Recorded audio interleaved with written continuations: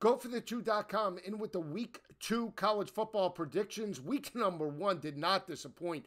Great games on tap from start to finish. Thursday straight through Sunday night with the battle in the Bayou, an instant classic thriller. Florida State prevails 24-23, blocks an extra point with no time remaining to seal the deal as a 4.5-point underdog. They win the ball game outright against Brian Kelly, making his coaching debut for the LSU Tigers. Florida State moves to 2-0 and potentially can maybe make some noise in the ACC. For Brian Kelly and LSU, they got to get off the mat. If they could get solid quarterback play the way Jaden Daniels played in the final 7 minutes of that ball game, maybe, just maybe, they could become an 8 or a 9 win football team. Only time will tell, and we'll see how it plays out for both of these teams. If you want all the selections on this video, go to GoForThe2.com. There's going to be 6 picks on this video, 2 favorites, 4 underdogs. I feel like the 4 dogs do have a significant advantage in terms of the breakdown and or quarterback advantage heading into this weekend's play. If you want all the top 25 selections,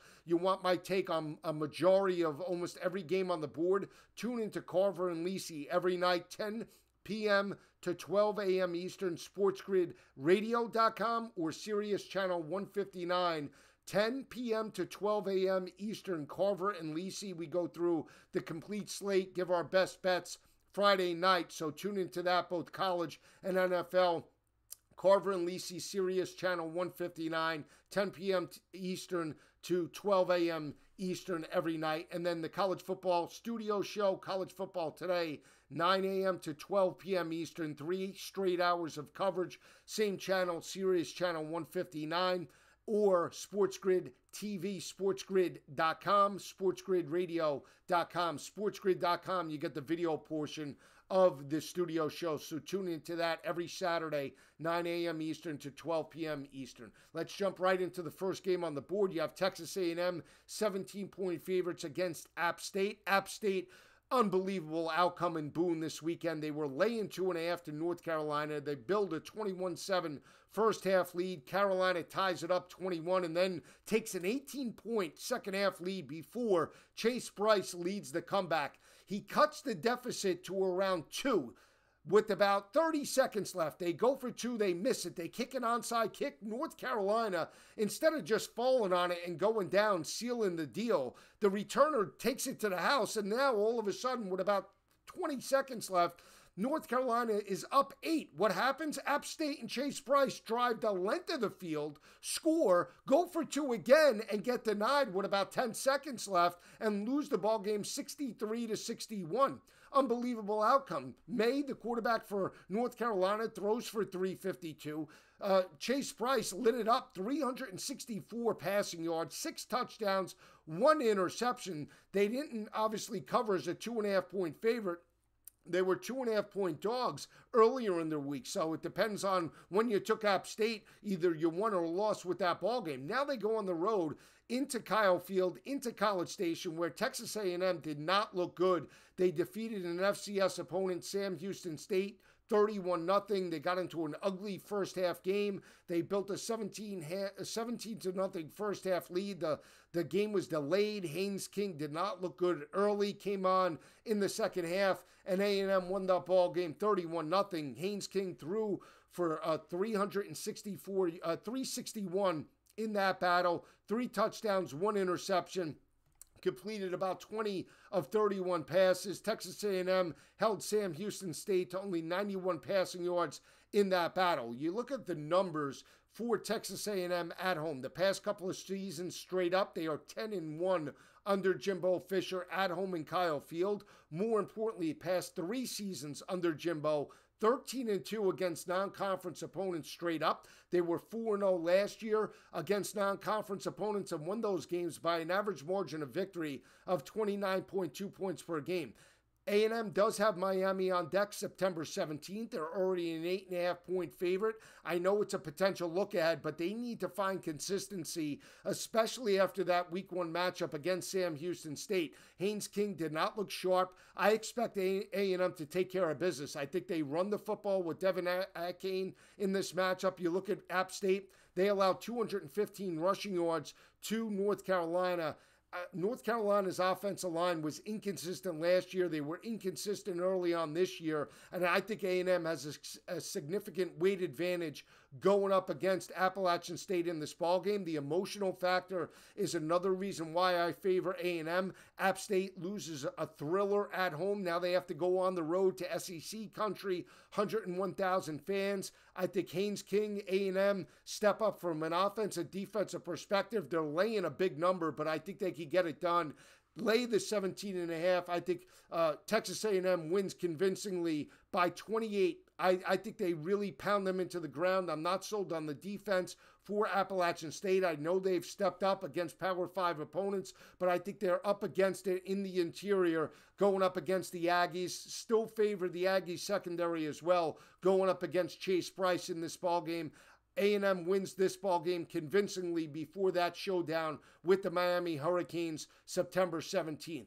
Let's look at this battle in Happy Valley. Penn State taking on Ohio. Now, Ohio got a gutty win over FAU, 41-38. Rourke, their quarterback, stepped up. He was balling last week, 345 passing yards, 4 touchdowns, no interceptions. Kid stepped up in a big way in that ball game. They forced some critical turnovers against N'Kosi Perry and FAU. They ran when they had to, stayed in manageable third down situations, and they pulled that ball game out at home. Now they go on the road to face James Franklin and Penn State. Penn State, again, another team with a potential look at. Week 3, they'll go on the road to face Auburn on the Plains. That's going to be a very difficult matchup. They're already 1.5, 2-point favorites already in most books in New Jersey and Vegas.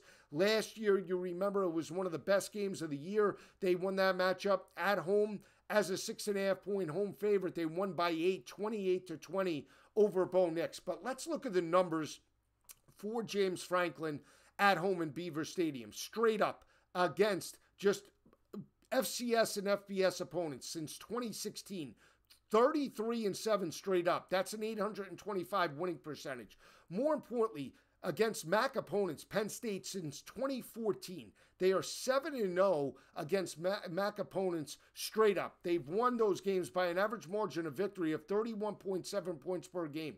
The last 5 games under James Franklin, they are 5-0 against MAC opponents and have won those games by an average margin of victory of 37.1 points per game. They defeated Ball State last year 44-13. Now here comes Ohio. It's a potential look ahead, but I still think Penn State is the better team. Interior line, offense and defensive lines, I think they hold the advantage. I think they have the quarterback advantage. Clifford over Rourke, even though the kid balled out last week. Clifford coming off a 282 passing yards performance, 4 touchdowns, 1 interception. Even though Penn State did not run the football effectively against Purdue, I think they're able to pound the rock against a smaller defensive front in the Bobcats. Look for Allen, look for Singleton, look for Kevion Lee to break out in a big way. I think the run game is where Penn State wears down Ohio. They sustain drives. They force Ohio into long third downs, and I'm giving the advantage to Porter in that secondary. Like the way Manny Diaz adjusted, I think they'll be prepared, and they move now to 8-0 against MAC opponents since 2014. This line opened up at 26. It's down to 24.5. I think Penn State covers the 24.5 easy, wins this ball game by 35 or more against the Bobcats Saturday afternoon in Beaver Stadium. First underdog play of the weekend. We're going to look at UAB and Liberty. Liberty's quarterback Charlie Brewer hurt his hand. He's out 6 to 8 weeks. They fell behind 17-10 to Southern Miss. They had to have 2 backups that came in. Jonathan Bennett stepped up. He threw 2 picks. He gave way to a redshirt freshman.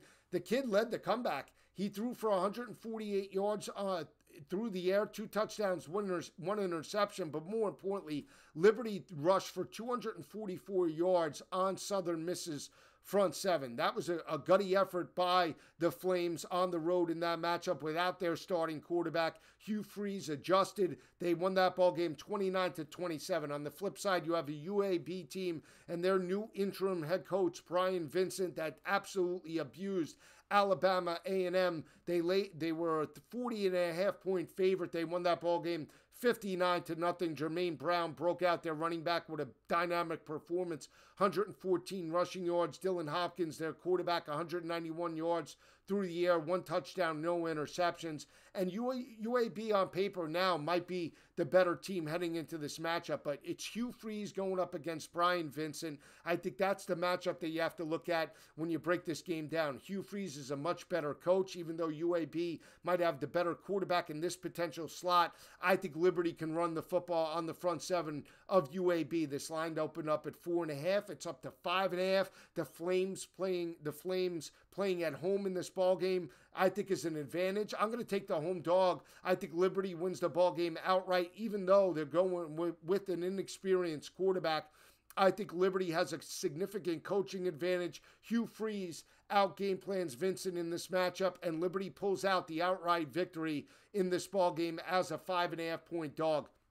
Another matchup takes place between Mitch Griffiths and Wake Forest, taking on a 2-0 Vanderbilt team and their quarterback, Michael Wright. Now, we know that Wake Forest went to the ACC championship game last year. I also understand Sam Hartman went down, but Mitch Griffiths stepped up in the win against VMI. He threw for over 200 yards. They absolutely abused VMI, held them to 81 rushing yards on the ground. They made them one-dimensional. They stepped up in a big way. Griffiths threw for 3 touchdowns in that ballgame. I understand that, but he's still a freshman quarterback. You go on the flip side, he's headed to Nashville. Now, this is a 2-0 Vanderbilt team. There's optimism here. I understand it's Vanderbilt. I understand they were 2-10 last year, but it's still a defensive-minded head coach in Clark Lee, and this is a defense from a third down perspective that is still playing lights out. I know they went toe-to-toe with Elon, an FCS opponent. They won that ballgame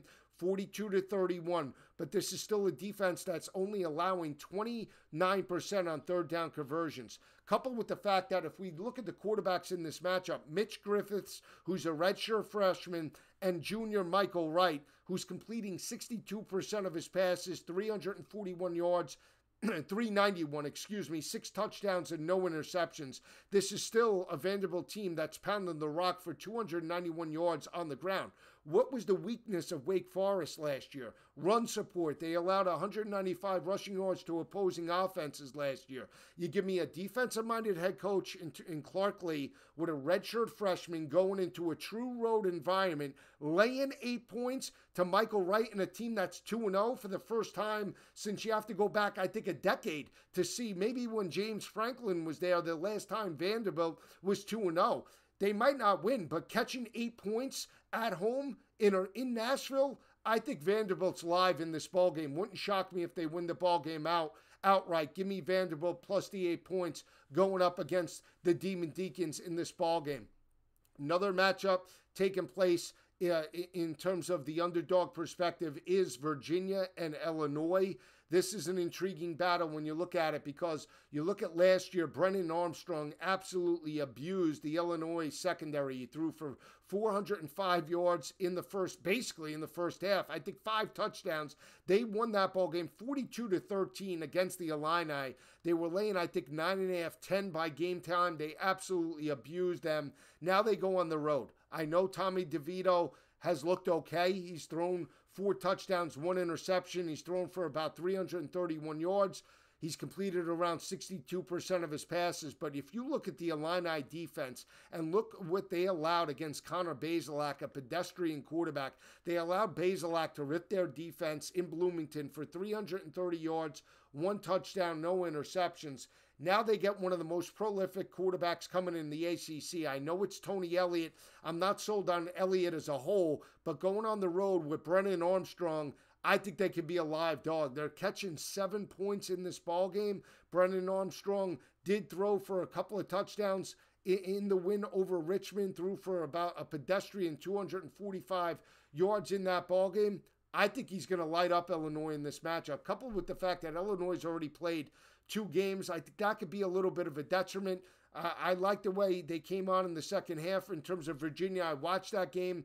I think Brennan Armstrong could be a first-round draft pick selection. That's how high I am on him in terms of the next level. Catching 7 points on the road in Illinois. I know it's Bielema going up against an inexperienced head coach, but I think there's a significant advantage in terms of Brennan Armstrong to Tommy DeVito, and that's why I'm taking the Cavaliers plus the 7 points on the road in Champaign. The final matchup is an SEC battle. We have Kentucky on the road in the Swamp. What can you say about Billy Napier and Florida? Gutty performance. They outduel Cam Rising in Utah. They win that matchup 29-26. They have a goal line stand with potentially the game on the line. Pick off Cam Rising in the end zone. Their quarterback, Anthony Richardson, accounts for 4 touchdowns, a $168 through the air, 108 on the ground. Unbelievable performance. Big run down the sideline really catapults the Florida Gators. Florida rushed for 283 yards on that front 7 of Utah. That's an unbelievable performance. A majority of that was Anthony Richardson, but he broke containment, put a lot of pressure on Utah's defense. We talked about it in terms of the breakdown on the studio show that typically Utah struggles with speed teams. Well, Florida was a speed team. They challenged them on the perimeter, and Utah didn't have the speed to run sideline to sideline in that matchup. Kentucky's a little bit different. Now, Kentucky's won 2 of the last 4 against Florida. They won this ball game in Lexington last year, 20-13. But there's a couple of reasons why I favor Will Levis and Kentucky in this matchup. We have Billy Napier going up against Mark Stoops. I like Mark Stoops from a defensive perspective. Yeah, Florida coming off a very emotional win.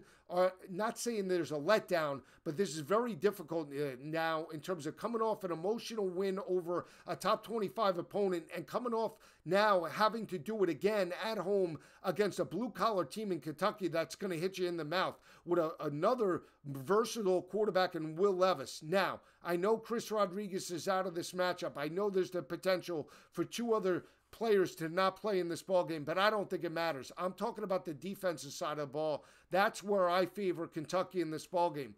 Now, in the first game against Miami O, they held Miami O to 21% on third down conversions. Still a very good disciplined defense. I don't think they're going to give up a lot of chunk plays to Anthony Richardson. I think they're going to force him to stay in the pocket, force him to read coverage, and that's where I give the advantage to Kentucky's secondary in this ball game. Mark Stoops always has a solid secondary. They're opportunistic, especially on the road. You're talking about a team in Kentucky that was battle-tested last year, 4-2 on the road or on a neutral field site last year. They're going into Gainesville. They're catching 5.5 points in this ball game. I like Will Levis. I think he's a little more polished than Anthony Richardson in terms of the passing game. That's what matters to me. Give me the better defensive-minded head coach in Mark Stoops. I think Kentucky wins the ball game outright. I think it's a low-scoring game, 28-24, maybe a little bit lower, 24-20. Kentucky wins this ball game in Gainesville. Think they win the ball game outright. Those are the selections. 2 favorites, Texas A&M, Penn State on the favorite side, and then Liberty, Illinois, Kentucky, and Vanderbilt. I think they all have the potential to win outright. Stay with me all season long. We'll see you on Saturday, and listen to the radio show. Have a great weekend and great week, everybody. I'll see you next week.